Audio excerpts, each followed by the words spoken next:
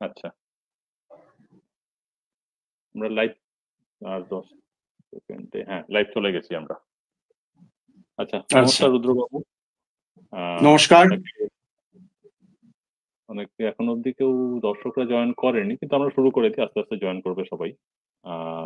তো যে বিষয় নিয়ে আজকে আমাদের এই লাইভটা, আজকে আমরা কল্পবিশ্বর বই আড্ডা এরকম একটা নতুন লাইভ সেশন শুরু করছি। এবং আজকেই তার সেই সিরিজের প্রথম লাইভ। এটার মানে মূল বিষয়টা হলো যে কল্পবিশ্বের এক বা একাধিক বই নিয়ে আমরা এরকম মাঝে মাঝে প্রত্যেক সপ্তাহে বা মানে মাসে দুটো করে এরকম আলোচনা করব, যেখানে আমরা কোনো একটা পার্টিকুলার বই নিয়ে either তার লেখক অথবা তার অনুবাদ বই হলে অনুবাদক, বা মানে অন্য কোনো, ধরুন যেমন ক্লাসিক কোনো বই, সেখানে সেই বিষয় সম্বন্ধে যারা বিশেষজ্ঞ সেরকম কাউকে নিয়ে আসবো এবং তাদের সঙ্গে সেই বইটি এবং তার সেই লেখক এবং সেই চরিত্রগুলি নিয়ে আলোচনা করব। এবং মানে তারপরে দর্শকদেরও যদি কোনো প্রশ্ন থাকে, তারাও সেই প্রশ্ন সেই অতিথির কাছে রাখতে পারবেন, এবং আমরা তার উত্তর দেওয়ার যথাসাধ্য চেষ্টা করব। তো আজকের লাইভটির যে বইটি নিয়ে, সেই বইটি হচ্ছে এই বইটি এই বইটি অলরেডি মানে ইতিমধ্যে প্রকাশিত, বইমেলায় বেশ মানে খুব পপুলারও হয়েছে, প্রচুর লোকজন কিনেওছে। তো বইটি হচ্ছে গোয়েন্দা ফার্গাস ও ব্রিনের সায়েন্স ফিকশন ফ্যান্টাসি গল্প সমগ্র, অ্যান্থনি বাউচার।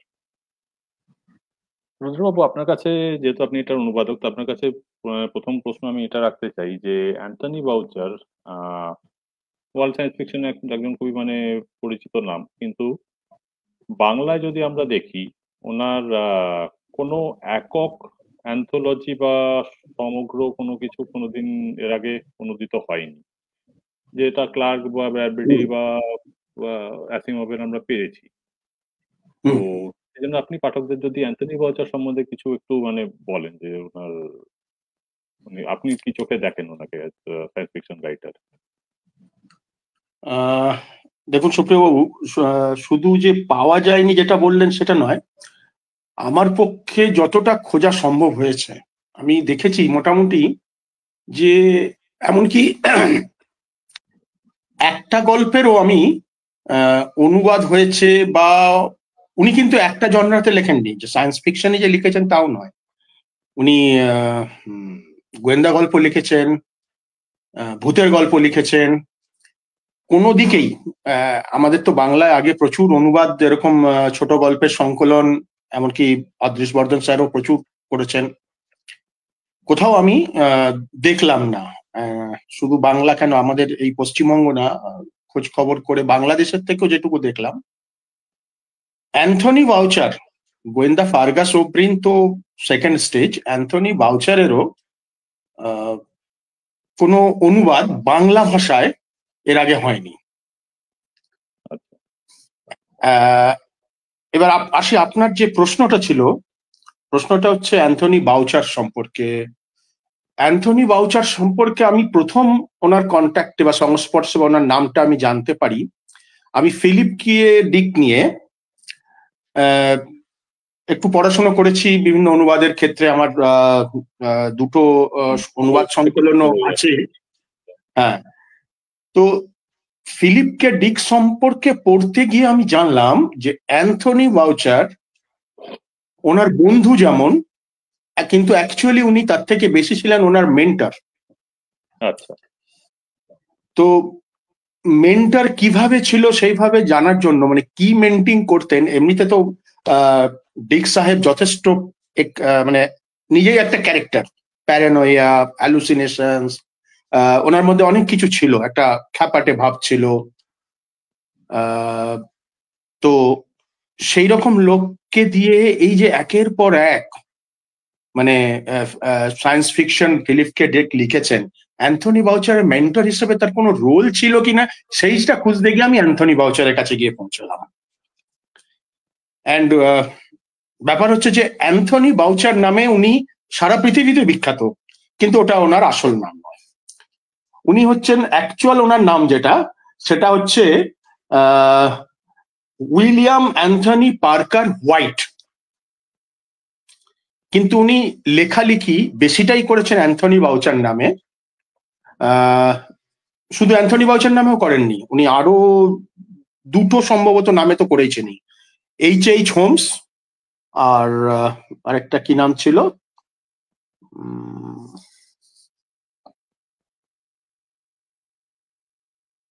আরেকটাও নাম ছিল, ঠিক আছে। দুটো নামই হ্যাঁ, হারমান ডাব্লিউ মাডগেট। আচ্ছা এই দুটো নামের আবার ইতিহাস আছে। এই যে হোমস, এইচ হোমস, হোমসটা তো এসছে উনি যেহেতু গোয়েন্দা সাহিত্যের শুরু থেকেই অ্যান্ড শার্লকিয়ান লেভেলে উনি প্রচুর রেডিও ড্রামাও করেছেন, তো সেইখান থেকে শার্লক হোমসের হোমস নামটা ওনার ভেতরেই ঢুকেছিল। তো উনি যখন নিজের ছদ্মনাম লেখালেখির জন্য খুঁজলেন তখন এইচ হোমস এই নামটাকে নিলেন, কিন্তু এই নামটার পেছনে আবার ইতিহাস হচ্ছে 19বিংশ শতাব্দীতে এই নামের একজন সিরিয়াল কিলার ছিল মারাত্মক আমেরিকায়। আচ্ছা আচ্ছা ঘটনা হচ্ছে এইচ হোমস ছিল তার ছদ্মনাম, তার আসল নাম ছিল যেটা বললাম যে আরেকটা যে নামে লিখেছেন হারমান ডাব্লিউ মাডগেট, এটা ছিল ওই সিরিয়াল কিলারের আসল নাম, আর ছদ্মনাম ছিল এইচ হোমস। তো উনি ক্রাইম ফিকশন গোয়েন্দা জনরার উপর লেখার সময় এই দুটো নামকে ব্যবহার করলেন, আর অ্যান্থনি বাউচারটা উনি শুরু করলেন অ্যান্থোলজি লেখার জন্য আর সায়েন্স ফিকশন ফ্যান্টাসির জন্য। আচ্ছা আচ্ছা, ইন্টারেস্টিং। ঘটনাক্রমে এই নামটাই ওনার পৃথিবী বিখ্যাত হলো, মানুষ আজ ওকে চেনে অ্যান্থনি বাউচার নামে।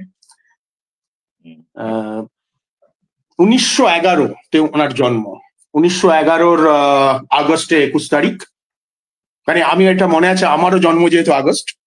ও আচ্ছা। আর 21শে আগস্ট ওনার জন্ম, আর বড় হয়েছেন বার্কলে শহরে আমেরিকায়। তারপরে উনি ওনার ফ্যামিলি ব্যাকগ্রাউন্ড যদি দেখেন তো ওনার ফ্যামিলিতে একদিকে ছিল মেডিসিন, ডাক্তারি ইত্যাদি, আরেকদিকে ছিল নেভিল লাইন।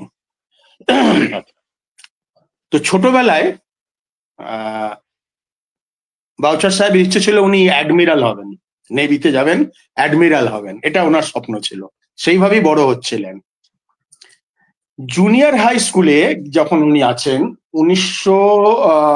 15 বছর বয়স, তার মানে 1926, উনি প্রথম গল্পটা লেখেন, একটা ভূতের গল্প।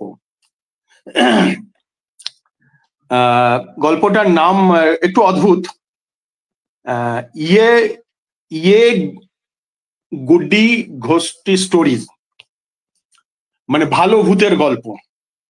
আচ্ছা আচ্ছা, গুড্ডি ঘোস্টি স্টোরিজ। তো হ্যাঁ, তো এই গল্পটা ওনার প্রথম ছাপা হয় ওনার যখন 15 বছর বয়স, ইয়ে গুড্ডে ওল্ডে ঘোস্টে স্টোরি। এইখান থেকে উনি তখন জুনিয়র কলেজে, তারপরে উনি যখন কলেজে যাচ্ছেন তখন উনি অ্যাডমিরালের স্বপ্নটাকে মুছে দিয়ে উনি বললেন আমি এবার লিটারেচারে, লিঙ্গুইস্টিকে যাব। আচ্ছা আচ্ছা। 1932-এ উনি পাস করলেন, গ্রাজুয়েট হলেন, আর মাস্টার্স করলেন, বেরোলেন 1934-এ জার্মানে। আচ্ছা। তো জার্মান সাহিত্যের উপর উনি মাস্টার্স করলেন, পাস করলেন 1934-এ, এটা ক্যালিফোর্নিয়া ইউনিভার্সিটি থেকে। আর ওনার জার্মান ভাষার দক্ষতা মারাত্মক ছিল, সেটা নিয়ে মানে ইভেন ওনার যে বিখ্যাত ফ্যান্টাসি উপন্যাস, যেটা পরে আসছি, তার জাস্ট এখানে একটা মাথায় এলো বলে দিই, ওই দ্য কমপ্লিট ওয়্যারওলফ, ওখানে জার্মান ভাষার উপর 2-4টে প্রসঙ্গ স্বাভাবিকভাবেই উনি দেখাচ্ছেন যে প্রোটাগনিস্ট ডক্টর উলফ, সে জার্মান ভাষার প্রফেসর, জার্মান ভাষায় তার দক্ষতা রয়েছে, এবং বিভিন্ন সংলাপের মধ্যে দিয়েও জার্মান ভাষার বিভিন্ন, জার্মান ভাষার দুটো ভাগ ছিল আমাদের, যেমন বলা যেতে পারে উত্তর ভারতীয় হিন্দি, পূর্ব ভারতীয় এই সমস্ত বাংলা ডায়ালেক্ট, এগুলো দক্ষিণ ভারতের একটা ডায়ালেক্ট। তো জার্মানিতে ওরকম দুটো স্পেসিফিক একদম আলাদা মিডিল হাই অ্যান্ড এগুলো বিভক্ত। তো ওইগুলোর উপর দক্ষতা ওনার কতটা শুধুমাত্র একটা উপন্যাসেই সেটা বোঝা যায়, আর বাকি সমস্ত ওনার যদি পড়া যায় তো আরো অনেক কিছু জানা যাবে। তবে শুধু জার্মান নয়, ওনার ফরাসি এই সমস্ত ভাষাগুলোর মানে উনি বহু ভাষাবিদ ছিলেন বলা যেতে পারে। আর উনি শুরু করেছিলেন অনুবাদক হিসেবে। আচ্ছা আচ্ছা 1934-এ মাস্টার্স করার পর উনি যখন ডিসাইড তো প্রথমেই করে নিয়েছিলেন যে আমি লিঙ্গুইস্টিকে থাকবো, লেখালেখি করব, অ্যাডমিরাল আর হবো না। তারপরে যখন পাস আউট করে বেরিয়ে লেখালেখি শুরু করলেন, শুরুটা অনুবাদ দিয়ে শুরু করলেন। এই জায়গায় থেকে গোয়েন্দা সাহিত্যের উপর ওনার মেন পছন্দটা ছিল শুরুর দিকে। অ্যান্ড শার্লক হোমস ছিল ওনার প্রথম পছন্দের গোয়েন্দা। তো উনি প্র্যাকটিস লিখেছেন শার্লক হোমসের লিয়ে, এটা এক্স্যাক্টলি এরকম কিছু নেই, কিন্তু একটা উপন্যাস আছে যেখানে শার্লক হোমসের ছায়া পুরো উপন্যাসটা জুড়ে রয়েছে, পুরো উপন্যাসটা জুড়ে। কিন্তু ওনার নিজস্ব যেটা, সেটা হচ্ছে উনি শার্লক হোমসের বিভিন্ন গল্পকে রেডিও ড্রামাতে ট্রান্সফার করেছিলেন, বিবিসিতে এগুলো হতো। এইখান থেকে শুরু করে তারপরে চলে গেলেন ক্রাইম ফিকশনে, true crime fiction, pocket book of true crime একটা বইও লিখেছেন, বেশ মোটা মতো বই। তারপরে হরর জনরায় গেলেন। এইগুলো যে যখন লেখালেখি যখন উনি করছেন, উনি কিন্তু ততদিনে সাংবাদিকতার জগতে ঠিক নয়, তবে বিভিন্ন ম্যাগাজিনের সঙ্গে যুক্ত হয়ে গেছেন অ্যাজ এ এডিটর হিসেবে, সম্পাদক হিসেবে। বেশ কয়েকটা ম্যাগাজিনের উনি সম্পাদক ছিলেন। তো even magazine of the fantasy and science fiction, এটার উনি ফাউন্ডিং এডিটর বলতে পারেন। ও করেছিলেন, ওনার সঙ্গে ছিলেন জে ফ্রান্সিস ম্যাককমন। বাট উনি প্রায় 8-9 বছর অন্তত, মানে এটা যতদিনে বিখ্যাত হলো ততদিন পর্যন্ত উনি এটার সঙ্গে কাজ করেছেন। এছাড়াও বিভিন্ন ইয়েতে লেখালেখি করতেন, new York Times, mainly new York Times হলেও আরো 2-4টে সান ফ্রান্সিসকো ক্রনিকল, এগুলোতেও উনি লেখালেখি করতেন। মেনলি রিভিউ, উনি বেসিক্যালি রিভিউয়ার ছিলেন ওই সময়টাতে, তার সঙ্গে এই সমস্ত করছিলেন লেখালেখি। আমরা এই লেখককে নিয়ে অনেক কিছু শুনলাম, খুবই মানে ইন্টারেস্টিং অনেক কিছু তথ্য। এবার একটু আমরা মানে ক্যারেক্টারটা নিয়ে জানতে চাইবো, যে এই ফার্গাস ওব্রিন। হ্যাঁ, মানে এই ফার্গাস ওব্রিনই কেন, মানে আপনি আপনার ভাষায় যখন অনুবাদ ফার্গাস ওব্রিনকে কেন বাঁচলেন? উনি ওনার প্রথম যে নভেলটা বেরোয় ডিটেকটিভ ফিকশন, যেটা ক্রাইম জনরার উপর, সেটা হচ্ছে the case of the 7 of Calvary. এটা পাবলিশ হয় 1937-এ। এটার কিন্তু ডিটেকটিভ ফার্গাস ওব্রিন ছিলেন না, ছিলেন ডিটেকটিভ, ছিলেন ডক্টর জন অ্যাসউইন। এই ভদ্রলোক আবার সংস্কৃতের প্রফেসর, মানে এই গোয়েন্দা অ্যাসউইন। প্রথম উপন্যাসে অ্যাসউইন সংস্কৃতের, ওনার যে অ্যান্থনি বাউচারের যে সংস্কৃতের উপর দখল ছিল, এটার একটা উদাহরণ, ঝলক বলা যেতে পারে, ছোট্ট একটা ঝলক দ্য কমপ্লিট ওয়্যারউলফে আছে। তো পরে আলোচনাক্রমে ওদিকে গেলে কখনো ওটা নিয়ে কথা হবে। বাট প্রথম উপন্যাস হচ্ছে একজন গোয়েন্দা হচ্ছে প্রফেসর, যিনি আবার সংস্কৃতের প্রফেসর। তারপরে যেগুলো লিখলেন, এগুলো কিন্তু লিখছেন উনি H.H. হোমস নামে, অ্যান্থনি বাউচার নামে লিখছেন না, বা উইলিয়াম অ্যান্থনি পার্কার হোয়াইট ওনার যে আসল নাম, উনি কিন্তু এই নামেও লিখছেন না, লিখছেন সেই 19th সেঞ্চুরির serial killer H.H. Holmes নামে। পরের দুটো উনি লিখলেন, সেখানে যে ডিটেকটিভ সিস্টার উর্সুলা। তো সিস্টার উর্সুলাকে নিয়ে পরের দুটো লিখলেন 1940 আর 1942-তে 9 times 9 আর রকেট টু দ্য মর্গ। এই রকেট টু দ্য মর্গ, এটা একটা পিকিউলিয়ার ব্যাপার রয়েছে, এটা সায়েন্স ফিকশন নামে কিন্তু বিখ্যাত। যদিও এটাতে রকেট আছে, অ্যান্ড ক্রাইম ফিকশন নামে বিখ্যাত morgue, rocket to the morgue দুটোই আছে। অ্যান্ড সায়েন্স ফিকশন এটাতে ঘুরে ঘুরে এসেছে, এটাও একটা লক রুম হিস্ট্রি। বলে নি যে অ্যান্থনি বাউচার বা H.H. হোমস, যে নামে উনি ক্রাইম জনরাতে বা ডিটেকটিভ ফিকশন লিখে থাকুন, ওনার বেসিক যে সুনামটা সেটা হচ্ছে লক রুম মিস্ট্রির ব্যাপারে।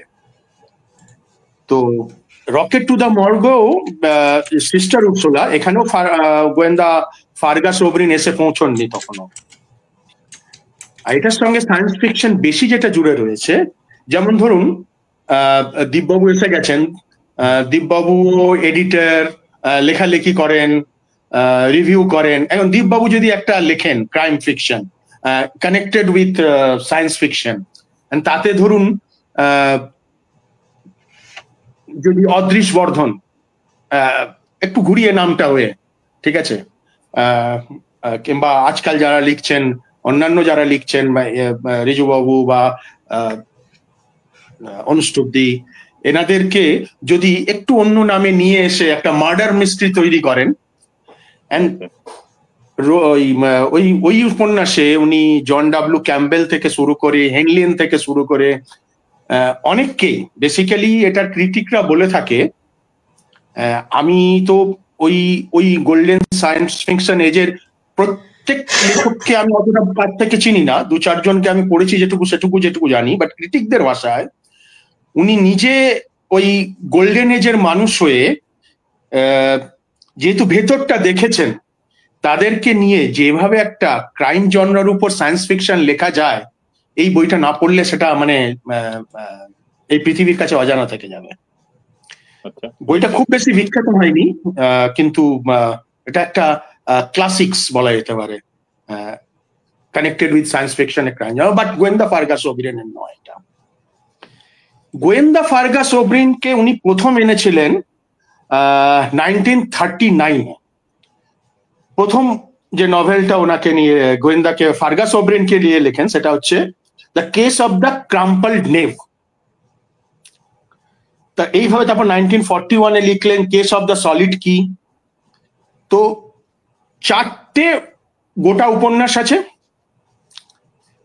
পঞ্চম একটা গোয়েন্দা ফার্গাস ওবরিন নামে মার্কেটে বিক্রি হয়, আমাজনেও পাওয়া যায়। মানে ফার্গাস ওবরিন দিয়ে যদি আপনি ইয়ে করেন, এই বইটাও উঠে আসবে, দ্য কেস অফ বেকার স্ট্রিট ইররেগুলার্স। বাট প্র্যাকটিক্যালি এটাতে ফার্গাস ওবরিন নিজে নেই। ফার্গাস ওবরিনের দিদি মৌরিন ওবরিন আছেন, অ্যান্ড ফার্গাস ফ্যামিলি আছে। ব্যাকগ্রাউন্ডে ফার্গাস ওবরিনের ইশারা, ইঙ্গিত, সাহায্য সব আছে, কিন্তু ফার্গাস ওবরিন নেই।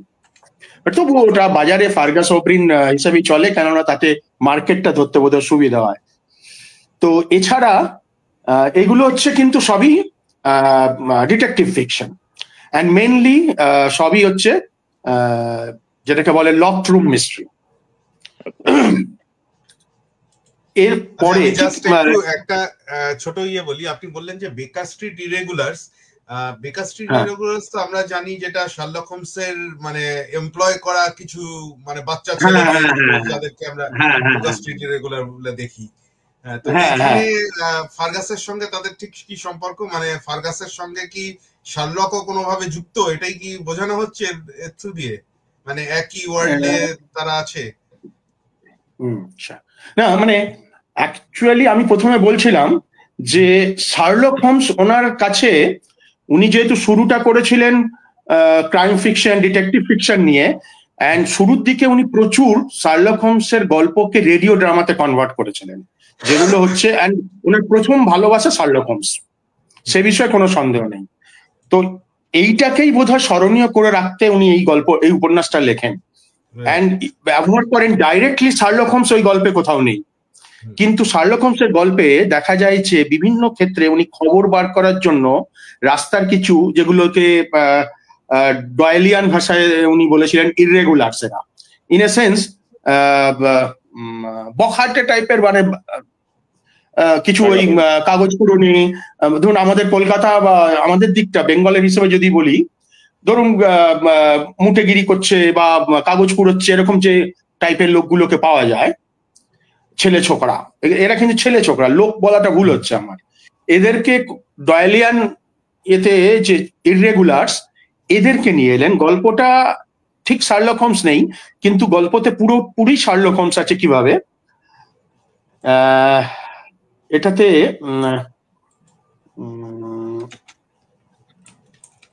একটা মানে চিত্র পরিচালক, প্রযোজক ডিসাইড করলেন উনি একটা ওয়ার্ল্ড গ্রেটেস্ট শার্লক ফিল্মস বানাবেন। তো এইটা বানানোর জন্য মানে পুরো টিম নিয়ে, মুভি টিম নিয়ে চলে গেলেন ওখানে। যে এই যে মেট্রোপলিস যে মুভি কোম্পানিটা, সেখানে চাকরি করেন ফার্গাস ওব্রিনের দিদি মরিন ওব্রিন। এখানে মরিন ওব্রিনের যখন কথাটা এলো, আমি এখানে আরেকটু ব্যাকগ্রাউন্ডটা বলে দিই। যতগুলি উপন্যাস, গল্প, ডিটেকটিভ ফিকশন হোক বা সায়েন্স ফিকশন হোক বা ফ্যান্টাসি হোক, ফার্গাস ওব্রিনের কানেক্টেড রয়েছে, তাতে যা জানা যায় যে ওনার জন্মের পরে পরেই মা মারা গেছে, ফার্গাস ওব্রিনের, অ্যান্থনি বাউচারের নয়। বাবা, দুই ভাই বোনেরা, মরিন আর ফার্গাস। বাবা বাচ্চাদের প্রতি ফুললি অ্যালকোহলিক, বাচ্চাদের প্রতি খুব একটা ইয়ে নেই। দিদি ওকে বড় করে, অ্যান্ড দিদি চাকরি করে মুভি মেট্রোপলিস কোম্পানির পাবলিসিটি অফিসার। তো ওই ইরেগুলার্স, বেকার স্ট্রিট ইরেগুলার্স উপন্যাসে দেখা যাচ্ছে এই কোম্পানি লন্ডনে যাচ্ছে আমেরিকা থেকে, ওয়ার্ল্ড গ্রেটেস্ট একটা শার্লক ফিল্মস বানাবে, অ্যান্ড অবভিয়াসলি মরিন ওব্রিন ওখানে পৌঁছচ্ছে। যে স্ক্রিপ্ট রাইটারকেই, আচ্ছা এখানে আমার ইয়ে দেওয়া উচিত হবে না, যাই হোক, যিনি হচ্ছেন ভিলেন, সেই ভিলেনের ডেড বডি পাওয়া যায় একটা লকড রুমে। আর তার আগেই প্রযোজক আর মাউরিন ডিসাইড করেছিল যে সিনেমাটার বিষয়ে ওপিনিয়ন নেওয়ার জন্য লন্ডনের ইরেগুলার্স, যারা বেকার স্ট্রিটের ইরেগুলার্সদের ডেকে এনে তাদেরকে দেখানো হবে, বোঝানো হবে, এন্ড তাদের ভিউটা নেওয়া হবে। তো এইভাবে ওই বেকার স্ট্রিট ইরেগুলার্স এই রহস্য গল্পটার মধ্যে জড়িয়ে পড়ে। অ্যান্ড পেছনে কোথাও ফার্গাস ওব্রিনের থেকে সাহায্য মরিন নিচ্ছে ঠিকই, কিন্তু গোটা উপন্যাসটাতে বেসিক্যালি সলিউশনে পৌঁছচ্ছেন মরিন ওব্রিন নিজে। তো it's a O'Brien family, you can say it, O'Brien family detective fiction, not exactly Fergus O'Brien. আচ্ছা, তো এখানে শার্লক হোমস কোথাও স্বয়ং নেই, কিছু নেই, বাট বিভিন্ন উল্লেখ আছে, আর শার্লক হোমসের বেকার স্ট্রিট ইরেগুলার্স আছে। মানে বলা যায় যে একটা হোমেজ এটা শার্লক হোমসের প্রতি ওনার। এক্স্যাক্টলি, এই ওয়ার্ডটাই আমি খুঁজছিলাম, এটা শ্রদ্ধা জানানোর, ওনার যে শুরু থেকে মানে সারা জীবনের যে শার্লক হোমসের প্রতি যে শ্রদ্ধা, সে শ্রদ্ধা জানানোর জন্য বলা যেতে পারে এই উপন্যাসটা। আচ্ছা, অনেক ধন্যবাদ। তো এই ফার্গাসের মানে আগে যে প্রশ্নটা করছিলাম সেটার উত্তর আরেকবার জিজ্ঞেস করবো, যে আপনি মানে ফার্গাসকে হঠাৎ করে বেছে নিলেন কেন, মানে আপনার অনুবাদের জন্য? আমি যে শুরুতে বলেছিলাম, ফিলিপ কে ডিক নিয়ে কাজ করার সময় আমি তার মেন্টর ফ্রেন্ড হিসেবে অ্যান্থনি বাউচারকে যখন পাই, তবে প্রথমে কেন কি বলতে গেলে ওনার যত ডিটেকটিভ রয়েছে তার মধ্যে একমাত্র ফার্গাস ওব্রিনকে নিয়ে উনি সায়েন্স ফিকশন অ্যান্ড ফ্যান্টাসি লিখেছেন, আর কাউকে না। সিস্টার উর্সুলা ওই রকেট টু দ্য মর্গে আছেন ঠিকই, but rocket to the morgue সেই অর্থে সায়েন্স ফিকশন নয়। সায়েন্স ফিকশনের জগৎটা রয়েছে, লেখকরা রয়েছেন, দুনিয়াটা রয়েছে, কিন্তু সেই অর্থে সায়েন্স ফিকশন নয় ওখানে। কিন্তু প্রপার সায়েন্স ফিকশন যেগুলো ওনার, সেগুলোর যদি নায়ক যেখানে ক্রাইম ফিকশনের সঙ্গে ক্রস ওভার করিয়েছেন, সেখানে প্রোটাগনিস্ট হচ্ছেন এই ফার্গাস ওব্রিন। এইভাবে আমি প্রথমে ফার্গাস ওব্রিনকে খুঁজে পাই, PKD to Anthony Boucher to Fergus O'Brien. এরপর ওর গল্পগুলো যখন পড়তে শুরু করি, তখন চমকে যাই আর ভাবি যে আমাদের বাংলায় বহুকাল আগে থেকেই আমেরিকান কল্পবিজ্ঞানের ছোট গল্প তো প্রচুর, মানে কপিরাইটের ছাড়াই বিভিন্ন অনুবাদ হয়েছে, রহস্য গল্প অনুবাদ হয়েছে, এমনকি আগাথা ক্রিস্টি যখন প্রথম অনুবাদ হয় বাংলায় তখন তো বোধহয় একটা ওর কপিরাইটের বাইরে ছিল না। কিন্তু দুর্ভাগ্যক্রমে অ্যান্থনি বাউচারের মতো লোক, যিনি আমি যদি বলি যে তখন তো এরকম হুগো নেগুলা অ্যাওয়ার্ডের এতটা রমরমা ছিল না, কিন্তু তাও বেস্ট প্রফেশনাল ম্যাগাজিন এডিটর হিসেবে উনি হুগো অ্যাওয়ার্ডও শুরুর দিকে পেয়েছিলেন দুবার, 1957, 58। আর ক্রাইম জনরার উপর তো অসংখ্য প্রাইজ উনি পেয়েছেন। আমেরিকা মিস্ট্রি রাইটার্স অফ আমেরিকার যে সংগঠন, তাদের প্রায় 5-6 না তিনবার 1945, 49 আর 52-তে।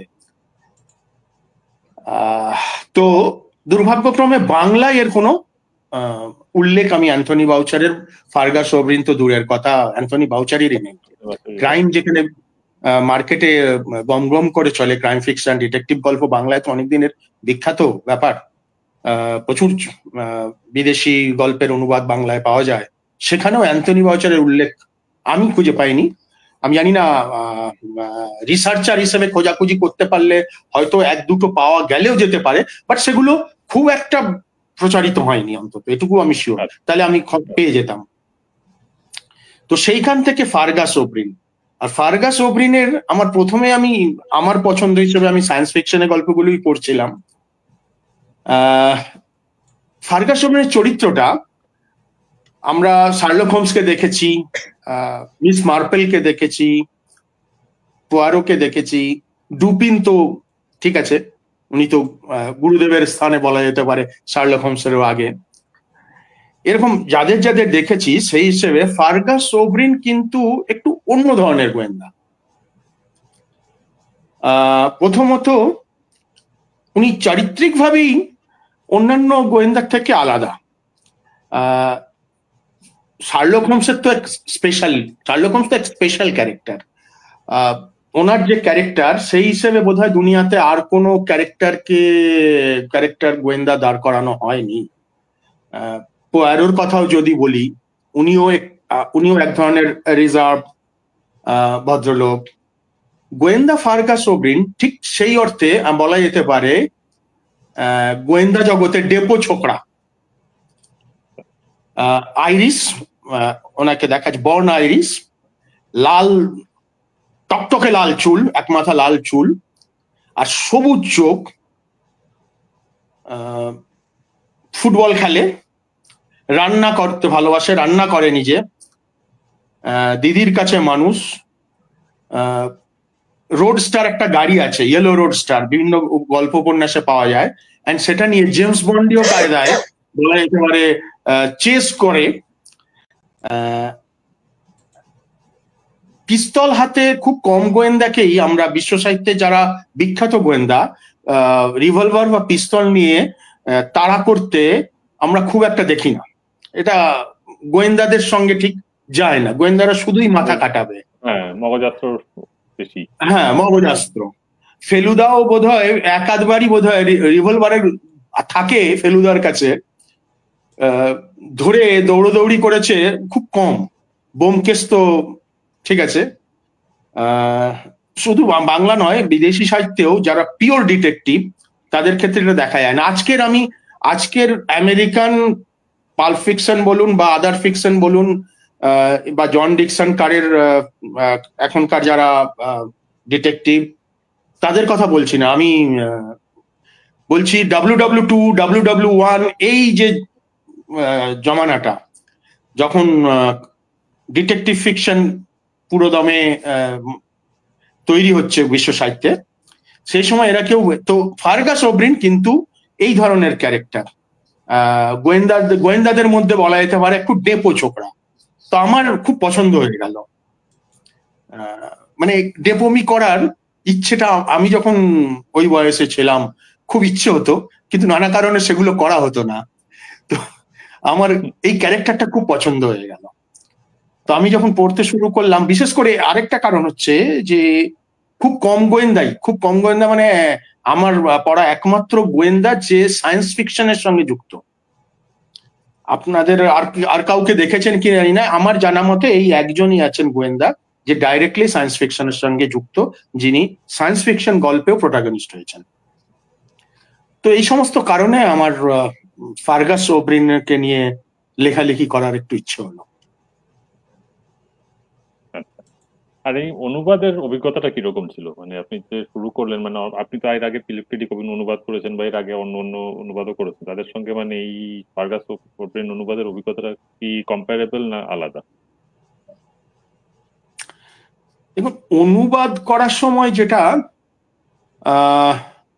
আলাদা এই অর্থে, প্রথমত অ্যান্থনি বাউচার তার লেখায় কি করেন, একটা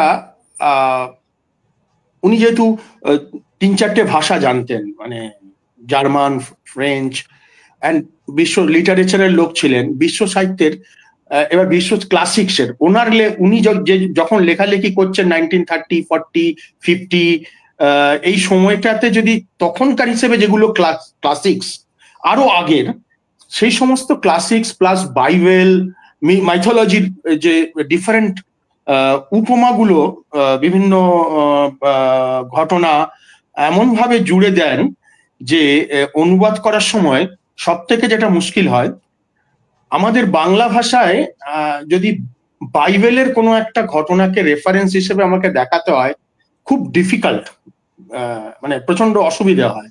রাদার দেন আমরা মহাভারত, রামায়ণ, বেদ, পুরাণকে যুক্ত করাটা আমাদের পক্ষে খুব সোজা হয়, আমাদের সমাজের সঙ্গে, আমাদের পাঠক সমাজের কাছে বুঝতে সুবিধা হয়। তো ওনার লেখার ক্ষেত্রে, অনুবাদের ক্ষেত্রে এই একটাই ডিফিকাল্ট। আমি একটা অভিজ্ঞতা বলি, একটা জায়গায় এমন একটা শব্দ উনি ইউজ করেছেন, সে শব্দটাকে খুঁজতে গিয়ে আমি পৌঁছে গেলাম ব্যাক টু দ্য ফিউচারে। অ্যান্ড ব্যাক টু দ্য ফিউচারের 3 নম্বরটায়। এবার ব্যাক টু দ্য ফিউচার যখন তৈরি হচ্ছে, তখন তার বহু আগে হচ্ছে অ্যান্থনি বাউচার ওই উপন্যাস লিখে গেছেন। তাহলে কি করে সম্ভব? অ্যান্থনি বাউচার কি টাইম ট্রাভেল করে ভবিষ্যতে গিয়ে ওখান থেকে ওই ভদ্রলোকের নাম তুলে আনলেন? পরে জানলাম না, ওই নামের, এই আইরিশ নামগুলো খুব রিপিটেটিভ, মানে আইরিশ সমাজে নামের ক্ষেত্রে খুব রিপিটেটিভ নাম, মানে হয়তো 1812-তে কেউ একজন জন্মেছেন, তার নাম আরো 2-3 জনের নাম সেম, বলার সময় হয়তো ওরা জুনিয়র, সিনিয়র এরকম কিছু কিছু জুড়ে দেয়, বাট লেখালেখির ক্ষেত্রে সেম, যে যার জন্য খুব অসুবিধা হয় ওর পার্সপেক্টিভটা বোঝার জন্য।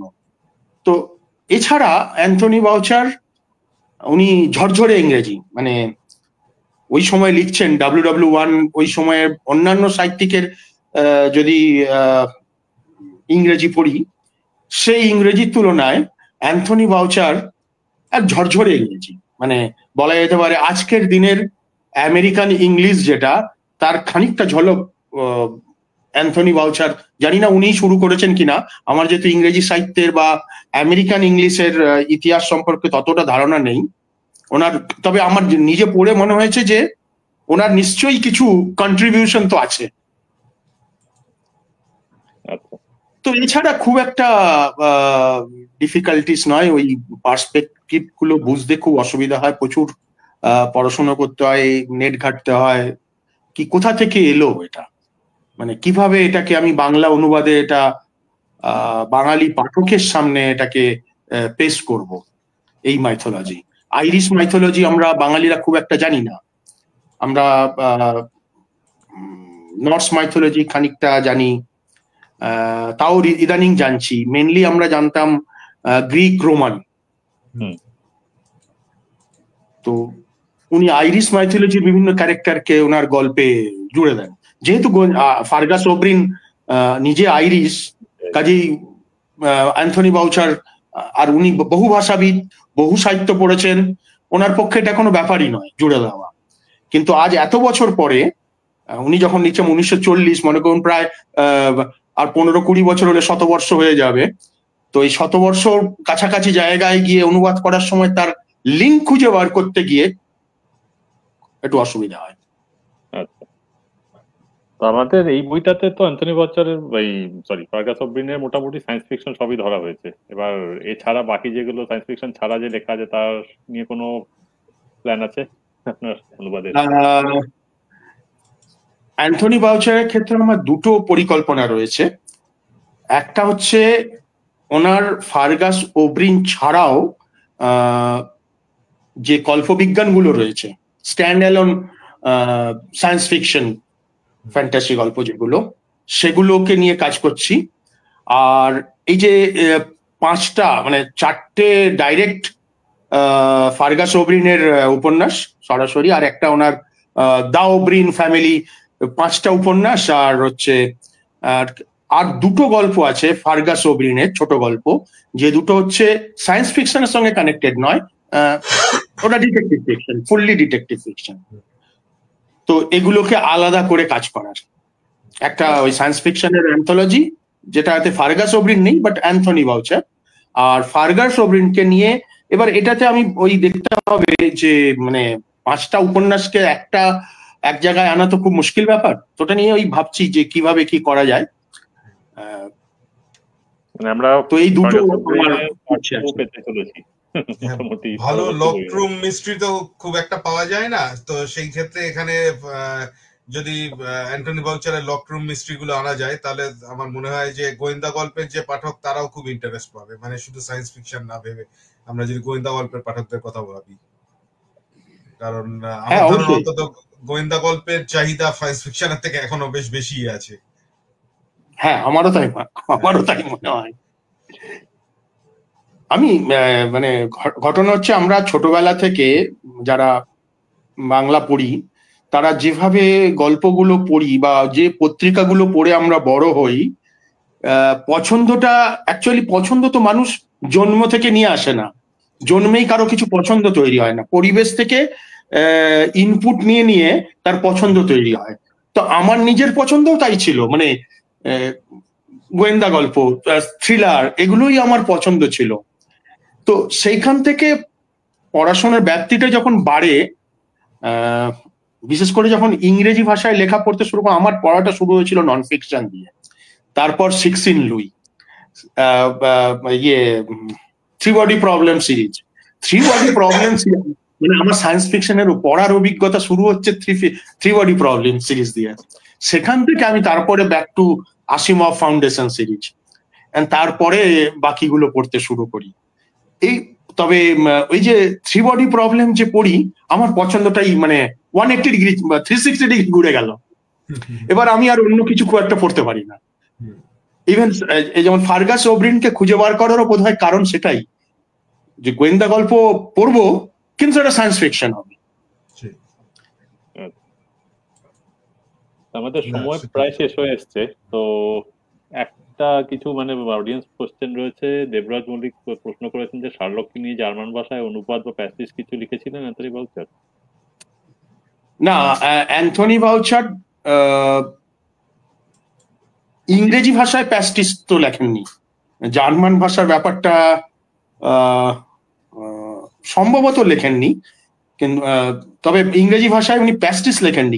কিন্তু শার্লক হোমসকে নিয়ে প্রচুর লেখালেখি ওনার আছে, ওনার গল্পগুলো রেডিও ড্রামা করেছেন, সেগুলো আছে। শার্লক হোমসের উপর লেখাপত্রও আছে। শার্লক হোমসের এনভায়রনমেন্ট নিয়ে একটা টোটাল নভেল আছে, কিন্তু প্যাস্টিস উনি লেখেননি। ধন্যবাদ। এছাড়া প্রশ্ন সেরকম আর বিশেষ কিছু নেই। যদি প্রশ্ন থাকে তাহলে করতে পারেন। হ্যাঁ, করতে পারেন যদি কোনো প্রশ্ন থাকে। এছাড়া মৈনাক জ্যোতি দাস আমাদের কমিক্সের একটু প্রশংসা করেছেন, অনেক ধন্যবাদ মৈনাক বাবু। আশা করা যায় আরো কিছু আমরা কমিক্স নিয়ে আসবো, যদিও এই ফার্গাস ওব্রিনের সঙ্গে প্রাসঙ্গিক নয়, তবু আপনি আপনার ভালো লেগেছে আমাদেরও খুব ভালো লাগবে। আচ্ছা, আমি লাস্ট আরেকটা একটু রুদ্রবাবুকে বলি যে রুদ্রবাবুর আরেকটা বই তো রিসেন্ট আসবে কয়েক মাসে, মানে আশা করছি নেক্সট 2-3 মাসের মধ্যেই। তো সেই বইটা নিয়ে রুদ্রবাবু যদি একটু ছোট্ট করে আমাদের জানান, কারণ কাজটা তো কমপ্লিট, সুতরাং একটু যদি কি আসছে সেটা একটু ছোট্ট করে যদি জানিয়ে দেন আমাদের পাঠকদের। Road side picnic. Yes. Yes. হ্যাঁ, রোড সাইড পিকনিক বলার থেকে সিনেমার থ্রু দিয়েই অনেকেই বেশি সিনেমাটার কথা নাম জানে।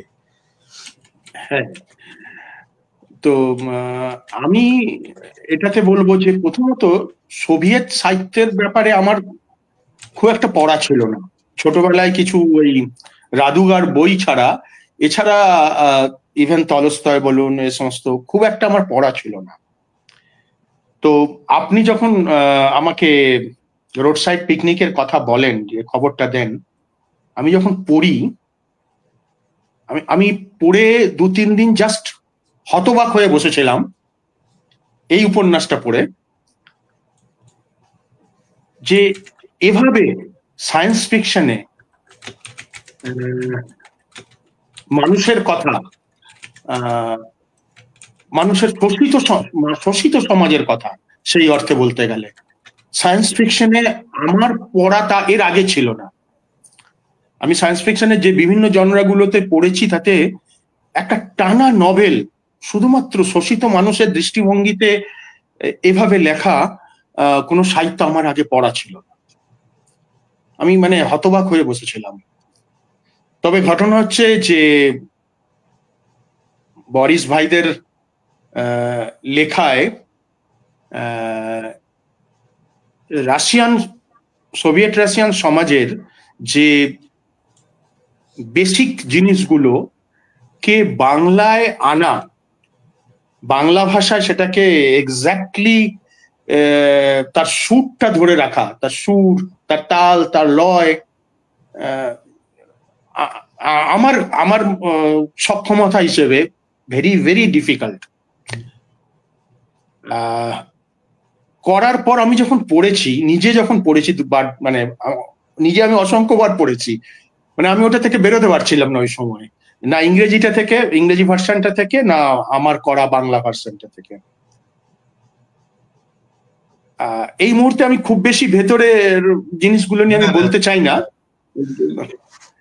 কিন্তু শুধু এইটুকুই যে মানুষকে আজকে ধরুন আজকের পরিস্থিতিতে যেভাবে ক্ষমতা, আমি জাস্ট একটাই টার্ম ইউজ করছি, ক্ষমতা যেভাবে মানুষকে নির্বিচারে চেপে দেওয়ার চেষ্টা করছে, অ্যান্ড আজকে আমরা দেখতে পাচ্ছি সাধারণভাবে মানুষ ওই চাপা পড়ে থাকছে। কিন্তু ঘটনাটা হচ্ছে যে মানুষ তো ঘাসের মতো বলে যে চেপে রেখে হলদে বিবর্ণ হয়ে যাবে, কিন্তু কোনোভাবে যদি একটা সুযোগ পায় ওই চাপটাকে রিলিজ করার মতো, আবারও মাথা তুলে দাঁড়ায়, সবুজ হয়ে ওঠে। তো এই যে জিনিসটা এত সুন্দরভাবে ওই রোড সাইড পিকনিক উপন্যাসে এসছে, অবশ্যই মাথায় রাখতে হবে যে এই যে সময়টাতে এটা লেখা হচ্ছে, সোভিয়েত রাশিয়ায় একটা পরিবর্তনের ফেজের মধ্যে দিয়ে যাচ্ছিল। অ্যান্ড এনারা যে দুই ভাই যে প্রচুর সাম্যবাদী মতামতের পক্ষে বা কমিউনিজমের ফেভারি মানে করতেন, তাও কিন্তু নয় যতটুকু আমি জেনেছি। কিন্তু তাতেও এই সায়েন্স ফিকশন, এই কল্পবিজ্ঞান উপন্যাসে মানুষ, শোষিত সমাজের মানুষের যে চরিত্রকে কিভাবে সে ফাইট ব্যাক করে, তার যে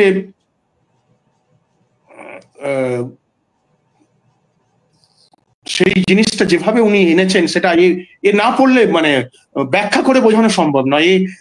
এই পুরো গোটা উপন্যাসটাই যেন ভেতরে যেতে হবে, হৃদয়ের ভেতরে যেতে হবে, একটা পরতে 3-4টে চ্যাপ্টার, সম্ভবত 4টে না 5টা চ্যাপ্টার, এন্ড প্রত্যেকটা চ্যাপ্টার হচ্ছে এক একজনের পার্সপেক্টিভে। এন্ড সেই দেখা মানে পার্সপেক্টিভ গুলো যখন বদলে যাচ্ছে, ক্ষমতা, অত্যাচারিত, মধ্যসত্যভোগী, এই তিনটে লেভেলের পার্সপেক্টিভে বিভিন্ন চ্যাপ্টার গুলোকে উনি অধ্যায়গুলোকে ভাগ করেছেন। অ্যান্ড ওই দৃষ্টিভঙ্গিতে সমাজের আমাদের যে আমরা যেদিকে যাচ্ছি সেটাকে কল্পবিজ্ঞানের দৃষ্টিভঙ্গিতে উনি যেভাবে দেখিয়েছেন, বোধহয় এটার অল্টারনেট কোনো অন্য ভার্সান আর কারো কাছে নেই। এটুকুই শুধু আমি বলতে পারি।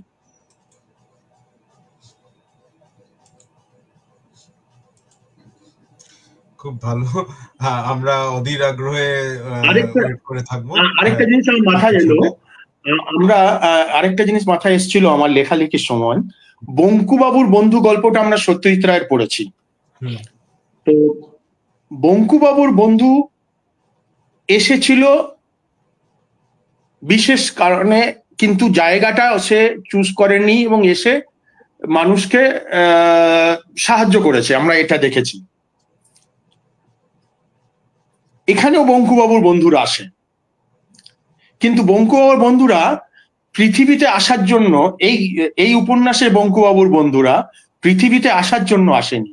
এ যেন ঠিক ওই উপন্যাসের নামকরণ যেটা road side picnic, road side picnic কি করেন, আপনি মনে করুন চলেছেন, বন্ধু বান্ধব নিয়ে যাচ্ছেন কোথাও, মাঝে কোথাও ইচ্ছে হলো একটু রেস্ট করবেন, খাওয়া দাওয়া করবেন, তো একটা প্রাকৃতিক দৃশ্য ভালো লাগলো, জল টল পেলেন, ওখানে বসে গেলেন, ওখানে একটু রান্না বান্না হলো, খাওয়া দাওয়া হলো, সে সমস্ত করে চলে গেলেন।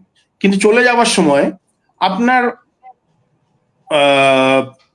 ওয়েস্টেড জিনিসপত্র ওখানে কিছু পড়ে থাকবে, তো সেগুলো ওখানে পড়ে রইলো। হতে পারে প্লাস্টিকের বর্জ্য, বোতল, জলের বোতল, খাবারের টুকরো টাকরা, এগুলো সব ওখানে পড়ে রইল।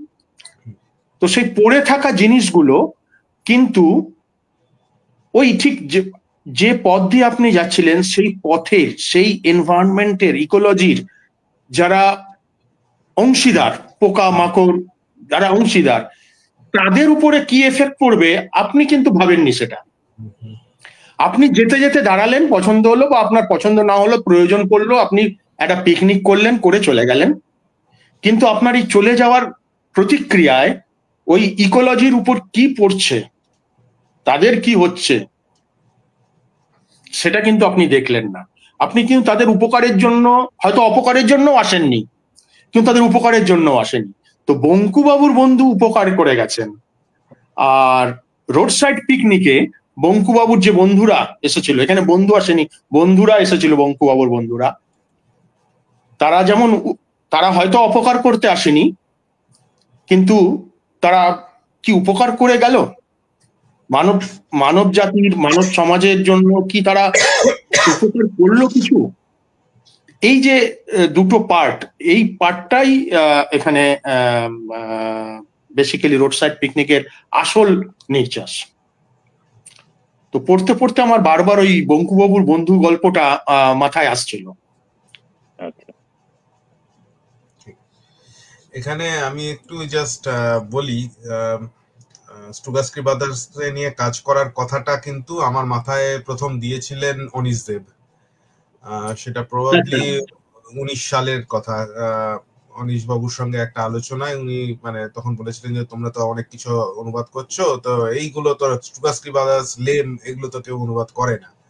তো তখন থেকেই মানে লেম নিয়ে কাজ করা, লেমের ইয়ে করা, এইগুলো প্ল্যান তখন থেকেই শুরু হওয়া। তারপর অনেকদিন আস্তে আস্তে করতে করতে তারপর স্টুগাস্কি ব্রাদার্সের দিকে আমাদের নজর হলো। তো আপনার জন্য কাজটাও হলো। আশা করছি মানে বইটা যদি অনিশ বাবু থাকতেন তাহলে ওনার হাতে তুলে দিতে পারলে আমার খুব ভালো লাগতো। আশা করছি এখানে থাকুন, উনি খুব খুশি হবেন যে ওনার কথাটা আমরা নিয়ে এগিয়ে চলছি। এটা আমার, এটা এই খবরটা পেয়ে আমার মানে আরো মানে কি বলবো, আরো আমি উৎসাহিত হলাম, বা মানে প্রিভিলেজড কি অনিশ বাবুর একটা কথা বা কথা রাখার ব্যাপারে বা স্বপ্ন পূরণের ব্যাপারে আমি আমার সেই কাঠবিড়ালির অবদান যেটা বলে সেটা খানিকটা রাখতে পেরেছি। আমি জানি না এই উপন্যাস, এটা একটু অন্য ধরনের কল্পবিজ্ঞান উপন্যাস। মানে যারা ঘোর কল্পবিজ্ঞান পাঠক তাদের ব্যাপার আলাদা, যারা সাধারণ কল্পবিজ্ঞান পাঠক তারা এটা ঠিক কিভাবে নেবে, কারণ এতে সমাজের কথা বেশি আছে, মানুষের কথা বেশি আছে সম্ভবত। এখন প্রচুর কল্পবিজ্ঞানী এমন ভাবেই লেখা হচ্ছে যেগুলো সমাজের কথাই কিন্তু বেশি থাকছে, মানে যেভাবে এবার আমাদের যেটা বৃষ্টিজাতক যেটা অনুষ্টুপ অনুবাদ করেছে সেটা কিন্তু বেসিক্যালি সমাজের গল্পই। আমরা আশা করছি সেটা নিয়েও ওটা যেভাবে পাঠক নিয়েছেন, ওটাই উৎসাহিত হওয়ার কারণ, যে পাঠক তৈরি হচ্ছে, পাঠক আসছেন, নিচ্ছেন, নতুন ধরনের লেখা পড়ছেন, সেটাই খুবই উৎসাহিত হওয়ারই ব্যাপার আমাদের কাছে। এই উপন্যাসটার ক্ষেত্রে আরেকটা জিনিস আমি আপনাকে একবার কথা বলেছিলাম, আপনার মনে আছে কিনা জানি না, এতে এমন কিছু শব্দ আছে যে শব্দগুলো অরিজিনাল রাশিয়ান ল্যাঙ্গুয়েজে যে ইয়ে ছিল বা যা ট্রান্সলেট করেছে ইংরেজিতে যেটা এনেছে, তার সঠিক সুরের যদি বাংলা শব্দ খুঁজে বার করতে হয়, আছে বাংলা শব্দ আছে, কিন্তু সেই শব্দগুলো মানে গল্পে ব্যবহার করতে খুব কষ্ট হচ্ছিল। তো হ্যাঁ, মানে তার অল্টারনেট এক্সাক্ট বাংলা যদি দিতে হয় তাহলে সেটা একটা মানে রকের ভাষায় লিখতে হবে। তো সেটা এড়িয়ে যাওয়ার জন্য অনেক রকম চেষ্টা করতে হয়েছে, যে সুরটুকু থাকে টোন, মানে অথচ সেটা যাতে অন্যদিকে না চলে যায়।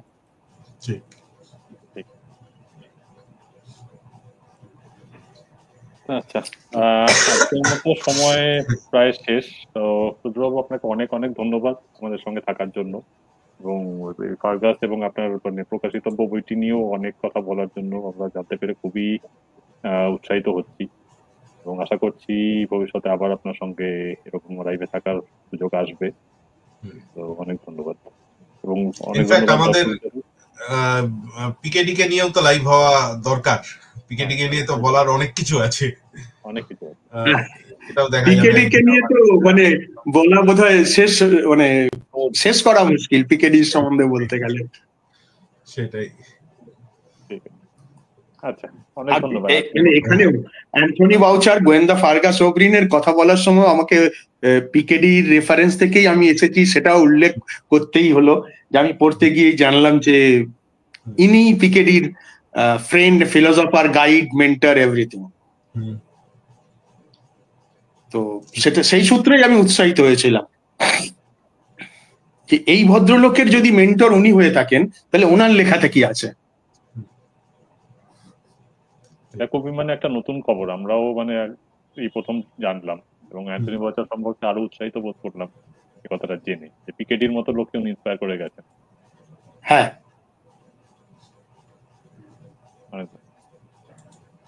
তো আজকের মতো আমরা লাইভ এখানেই শেষ করছি। থাকার জন্য ধন্যবাদ আপনাদের। এরকম মানে অ্যান্থনি বাউচার, ফার্গাস ওব্রিন সম্পর্কে এভাবে এক্সপ্রেস করার মতো সুযোগ দেওয়ার জন্য ভালো লাগলো। ধন্যবাদ আপনাদের। আপনাকে অনেক ধন্যবাদ।